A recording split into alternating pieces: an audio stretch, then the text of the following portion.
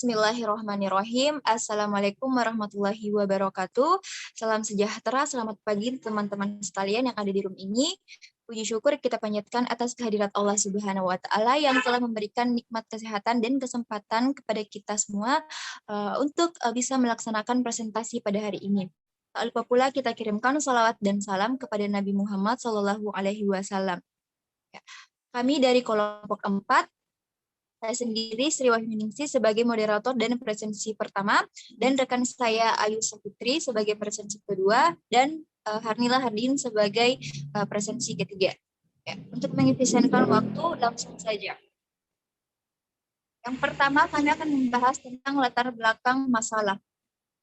Dalam organisasi, diperlukan seorang pemimpin yang bisa mengkoordinasikan semua komponen yang ada di dalamnya. Sumber daya manusia merupakan kebutuhan utama untuk dapat menjalankan segala kegiatan yang ada di berbagai bidang organisasi dalam perusahaan. Oleh karena itu, manajemen sumber daya manusia memegang peranan yang penting untuk membantu perusahaan memperoleh sumber daya manusia yang tepat. Sumber daya yang dimaksud adalah pemimpin dan karyawan. Agar permasalahan-permasalahan dapat teratasi, maka penting bagi seorang pemimpin untuk mengetahui bagaimana konsep dasar dari kepemimpinan, sehingga pemimpin bisa menerapkan pola-pola kepemimpinan yang sesuai di dalam perusahaan. Adapun rumusan masalah, berdasarkan latar belakang yang di atas, maka yang dikaji yaitu yang pertama, apa pengertian kepemimpinan? Yang kedua, bagaimana gaya kepemimpinan? Yang ketiga, bagaimana teori kepemimpinan? Keempat, apa fungsi kepemimpinan? Yang kelima, bagaimana kepemimpinan dalam perusahaan? Dan yang keenam, bagaimana integrasi keislaman dalam kepemimpinan? Adapun tujuannya itu untuk mengetahui kepemimpinan dalam perusahaan. Secara rinci, yang pertama untuk mengetahui pengertian kepemimpinan, dan yang kedua untuk mengetahui gaya kepemimpinan, dan yang ketiga untuk mengetahui teori kepemimpinan, yang keempat untuk mengetahui fungsi kepemimpinan, yang kelima untuk mengetahui bagaimana kepemimpinan dalam perusahaan, dan yang terakhir untuk mengetahui integrasi keislaman dalam kepemimpinan. Ya, selanjutnya manfaat. Manfaat yang akan kami bahas pada saat ini yaitu sebagai ilmu bagi penulis dalam rangka memperluas wawasan pengetahuan mengenai kepemimpinan dalam perusahaan, juga sebagai bahan pengambilan keputusan dalam memperbaiki model kepemimpinan perusahaan berdasarkan perilaku kerja dan kinerja karyawan. Materi selanjutnya akan dilanjutkan oleh rekan saya. Kepada saudara Ayu Sapitri, saya persilahkan.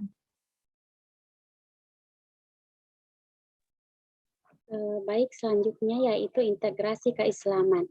Kepemimpinan berarti kegiatan memimpin, mengarahkan, menunjukkan jalan kepada jalan Allah Subhanahu wa Ta'ala yang bertujuan untuk menanamkan kemampuan mereka sendiri ke dalam lingkungan orang-orang yang memimpin dalam upaya untuk mencapai Allah Subhanahu wa Ta'ala dalam hidupnya di dunia dan di akhirat. Dalam hal ini Allah berfirman dalam surah Al-Baqarah ayat 30 yang artinya, ingatlah ketika Tuhanmu berfirman kepada malaikat, sesungguhnya aku hendak menjadikan seorang khalifah di muka bumi. Dan dari pernyataan di atas dapat disimpulkan bahwa kepemimpinan telah diatur dalam Al-Quran dan hadis, serta Al-Quran telah menjelaskan syarat-syarat menjadi pemimpin yang baik, yaitu mempunyai kekuatan, amanah, bersifat profesional, dan lain-lain.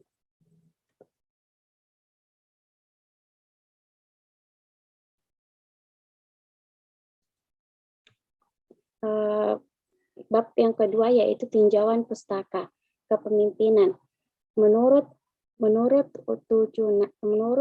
Tujunan 2014 mendefinisikan kepemimpinan sebagai proses atau tindakan mempengaruhi kegiatan kelompok terorganisir dalam upaya menuju penempatan dan pencapaian tujuan. Ini mungkin upaya pertama untuk menunjukkan bahwa kepemimpinan bukan hanya sifat individu, tetapi proses pengaruh pada orang lain. Kepemimpinan terjadi ketika satu anggota kelompok memodifikasi motivasi atau kompetensi orang lain dalam kelompok. Setiap kelompok dapat menunjukkan sejumlah kepemimpinan, menekankan pentingnya pemimpin menetapkan visi dan berbagai visi ini dengan orang lain.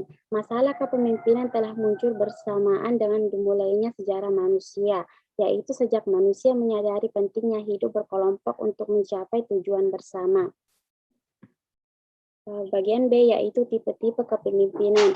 Menurut pendapat Mukhlas 2017, ada tipe kepemimpinan yang ada pada diri seseorang pemimpin, yaitu yang pertama, tipe otoriter. Yaitu penonjolan diri yang berlebihan sebagai simbol keberadaan organisasi. Kedua, kepemimpin yang otoriter biasanya dihinggapi sikap gila kehormatan dan menggemari berbagai upacara atau seremoni yang menggambarkan kehebatannya. Dan yang ketiga, menentukan dan menerapkan disiplin organisasi yang keras dan menjalankannya dengan sikap yang kaku. Yang kedua yaitu tipe demokratik, mengaku harkat dan martabat manusia, menerima pendapat yang mengatakan bahwa sumber daya manusia merupakan unsur yang paling strategi dalam organisasi, meskipun sumber daya dan dananya tetap diakui sebagai sumber daya penting. Pemimpin yang demokratik tangguh membaca situasi yang dihadapi dan rela dan mau melimpahkan wewenang pengambilannya keputusan kepada karyawannya, tidak ragu untuk membiarkan para karyawannya mengambil resiko, dan pemimpin yang demokratik bersifat mandiri dan membina. C. Ciri-ciri kepemimpinan. Menurut Tirtayasa, ada beberapa sifat kepemimpinan yang berguna dan dapat dipertimbangkan adalah sebagai berikut.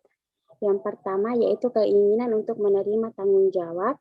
Yang kedua, kemampuan untuk perspektif. Perspektif adalah menunjukkan kemampuan untuk mengamati atau menemukan kenyataan dari suatu lingkungan.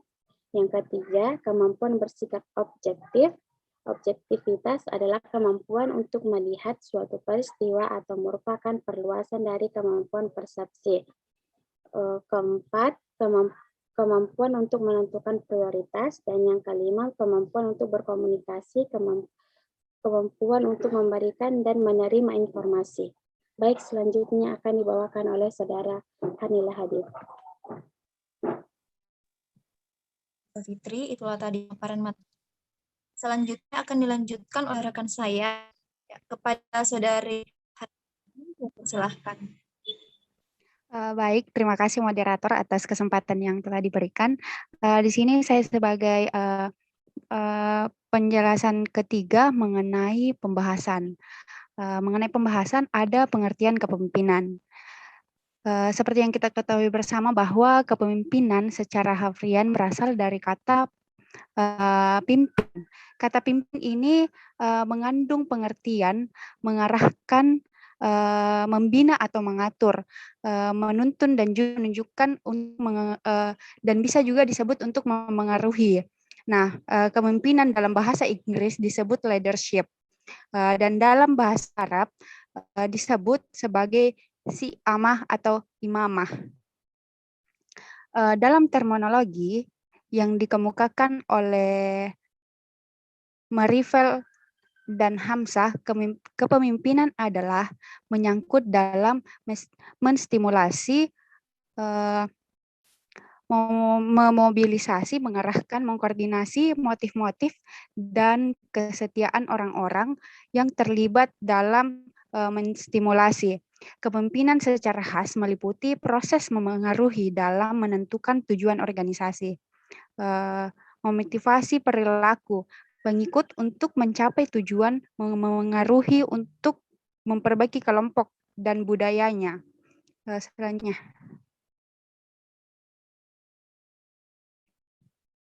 Baiklah, pembahasan yang kedua itu adalah gaya kepemimpinan. Dan kepemimpinan yang pertama itu yaitu otokratis. Otokratis ini terbagi lagi menjadi terbagi menjadi 7. Yang pertama itu mendasari diri pada kekuasaan dan paksaan mutlak yang harus dipatuhi. Yang kedua, pimpinannya selalunya berperan sebagai pemain tunggal. Selanjutnya, cerabisi untuk merajai situasi. Setiap perintah dan kebijakan selalu ditetapkan sendiri. Selanjutnya, bawahan tidak pernah diberi informasi yang mendetail tentang rencana dan tindakan akan selanjutnya. Semua pujian dan kritik terhadap segenap buah diberikan atas pertimbangan pribadi. Dan yang terakhir itu adanya sikap eksklusif. Yang kedua, gaya kepemimpinan yang kedua yaitu kepemimpinan demokratis. Demokratis ini terbagi menjadi 3. Bisa disebut 3, yaitu pemimpin ikut berbaur dan berada di tengah-tengah anggotanya. Selanjutnya aktif, dinamis, dan terarah. Selanjutnya pemimpin juga mau menerima masukan dari bawahannya. Oke, slide selanjutnya.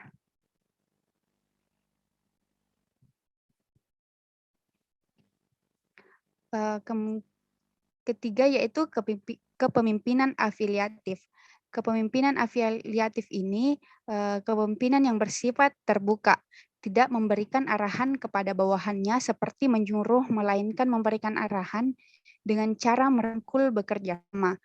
Cenderung bertoleransi tinggi, lebih mudah memanfaatkan kesalahan bawahan, fleksibel dan putih inovasi. Selanjutnya kepemimpinan visioner. Kepemimpinan visioner ini fokus pada tujuan organisasi, membuat rencana jangka panjang, mengembangkan visi bagi masa depan organisasi, selalu berada dalam kondisi siap dan dinamis untuk perubahan, selalu mengerti perubahan kebutuhan konstituen. Selanjutnya.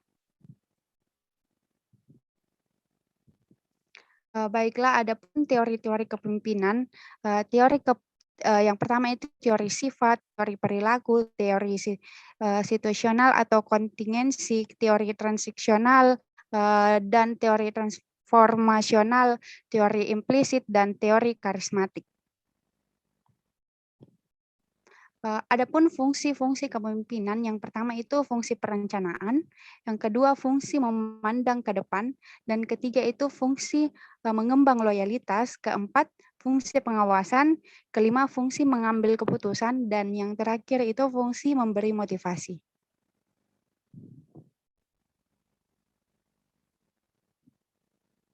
Kepemimpinan dalam perusahaan menurut Rahmat and Prasetya 2018 adalah adanya proses memengaruhi karyawan atau dapat memberi contoh kepada bawahannya untuk mencapai tujuan suatu organisasi. Kepemimpinan ini merupakan hal yang sangat penting bagi suatu organisasi untuk menghasilkan budaya kerja yang berkualitas dan dalam perusahaan. Dengan adanya budaya kerja berkualitas, maka akan maksimal produktif perusahaan. Tercapainya kinerja karyawan yaitu meningkat akan berpengaruh kepada kualitas perusahaan, sehingga karyawan akan mendapatkan penghargaan atau seperti bonus, motivasi kerja, dan juga menumbuhkan semangat tinggi dari karyawan.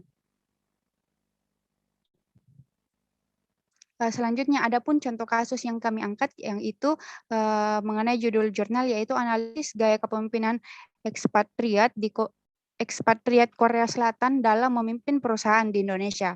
Nah, dalam menjalankan kepemimpinan di dalam jurnal tersebut, perusahaan manajer Korea Selatan banyak sekali menetapkan otoritas tradisional. Prinsip tradisional merupakan sikap eksklusif dan sentralisasi, perusahaan yang juga menimbulkan dampak yang besar terhadap struktur kekuasaan dalam berbagai perusahaan bisnis Korea Selatan. Jadi kepemimpinan Korea Selatan otoriter ini di dalam bidang kanannya hierarki dan paternalistik, di mana musyawarah mufakat merupakan elemen penting dalam menjaga keharmonisan. Setiap pemimpin memiliki ciri dan sikap yang berbeda-beda. Akan tetapi itulah setiap pemimpin memiliki satu gaya kepemimpinan yang dominan. Gaya kepemimpinan dominan dipengaruhi oleh latar belakang budayanya sendiri. Terima kasih, Saudari Harnila Hardin. Materi presentasi kami pada hari ini. Adapun hasil yang dapat kami simpulkan pada hari ini, yang pertama, kepemimpinan merupakan suatu kemampuan pemimpin untuk mengarahkan orang dalam mencapai suatu tujuan. Ada beberapa gaya kepemimpinan antara lain otoriter atau otoritarian, militaristik, paternalistik, karismatik, dan demokratis. Yang kedua, gaya kepemimpinan yang diterapkan tentu berbeda-beda, seperti gaya otoriter, demokratis, dan lain-lain.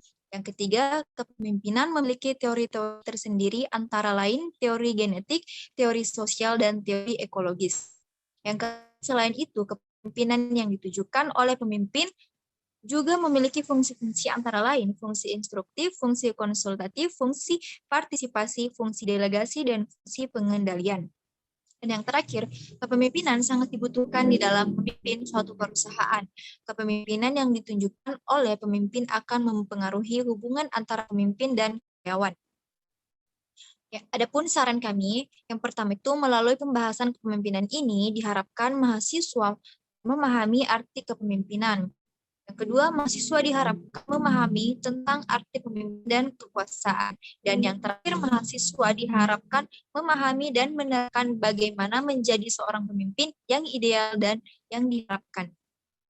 Baik, itulah yang dapat disampaikan pada presentasi kali ini. Lebih dan kurangnya mohon dimaafkan. Akhirul kalam. Wassalamualaikum warahmatullahi wabarakatuh. Waalaikumsalam warahmatullahi wabarakatuh.